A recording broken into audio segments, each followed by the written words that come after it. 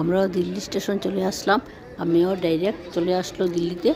আর এই দেখুন আমাদের এত লাগেজ হয়েছে।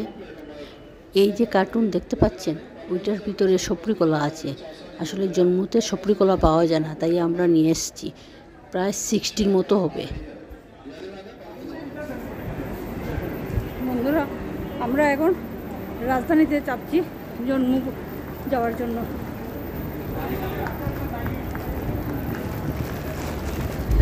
এই যে আমাদের রাত্রের খাওয়ান হচ্ছে এইগুলাই, বার্গার, তারপরে স্যান্ডউইচ, তারপরে পনির রোল নিয়ে আসলো আর মিষ্টি নিয়ে আসলো রাত্রে। আর আমরা এগুলো আমাদের এইসবই খাওয়ানো হচ্ছে আর কি।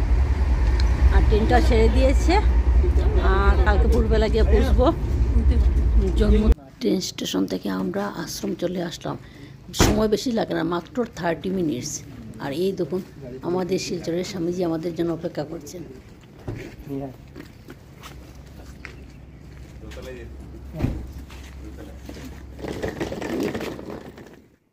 বন্ধুরা, সকালবেলা চলে আসলাম, 7টার ভিতরে চলে আসলাম আশ্রমে। এসে সব কাপড় চোপড় ধুয়ে এই জাস্ট স্নান করে আসলাম। কোনো মানে চুল টুল ঠিক করিনি। এই যে ব্রেকফাস্ট, স্বামীজি মানে এত আদর, কি আসার পরে আমাদের এখানে ঠান্ডা জায়গা না, তার জন্য চা আর বিস্কিট দিয়েছে। তারপরে এই যে ঘুগনি আর রুটি, দুটো রুটি আর এতটুকু ঘুগনি খেতেই পারছি না। এখন দাদা চলে গেছে স্বামীজির সাথে, একটু বাজারে চলে গেছে। আর এই যে আমি এখন কাপড় টুপড় নিয়ে উপরে দেবো। খুব সুন্দর, তখন রুমটা দেখুন, অনেক বড় রুম, কি সুন্দর রুম, দেখুন মানে ভাবা যায় না এত বড় রুম। এদিকে ডাবল বিছনা আমাদের, আর এদিকে একটা সিঙ্গল বিছনা আছে ওই পাশে। সিঙ্গল বিছনাতে ছেলে ঘুমাবে আর ডাবল বিছনাতে আমরা 3 জন। আর বাথরুমটা জানেন অনেক বড় বাথরুম। ওইরকম বাথরুম মানে ভারতের বাথরুম সব অনেক জায়গায় তো আমি গেছি না, হ্যাঁ, কিন্তু এত বড় বাথরুম কোথাও দেখিনি।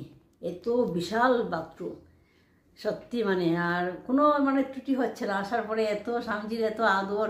আর স্বামীজি তো আমাদের শিলচরই ছিলেন না, আর কি বলবো, এত ভালো লাগছে আর কি স্বামীজির আদরটা, কি বলবো। তো ঠিক আছে বন্ধুরা, আজকের জন্য এইটুকুই। নেক্সট ভিডিওটা পাবেন। আমরা তো কালকে যেখানে আশ্রমের প্রোগ্রাম হবে, তারপরে আমরা চলে যাবো বৈষ্ণবদেবী। বাকিগুলো আপনাদেরকে দেখাবো। আপনারা শুধু আমার পাশে থাকুন আর ভিডিওটা দেখতে থাকুন।